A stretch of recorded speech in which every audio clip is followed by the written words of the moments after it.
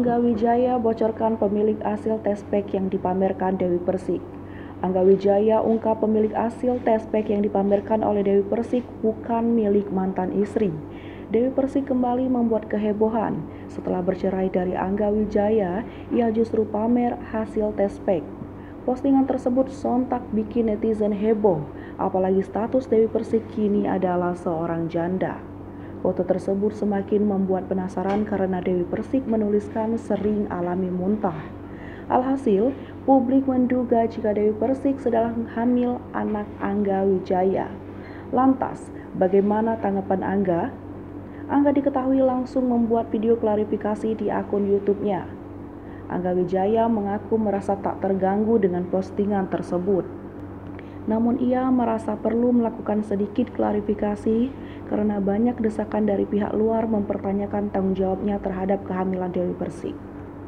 Angga meyakini unggahan foto tespek yang dibuat Dewi Persik bukan hasil tes kehamilan yang dilakukan sang mantan istri.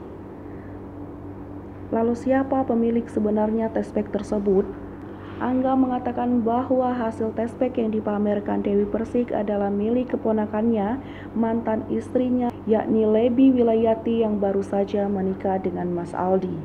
Angga mengucapkan selamat atas kehamilan keponakan Dewi Persik tersebut.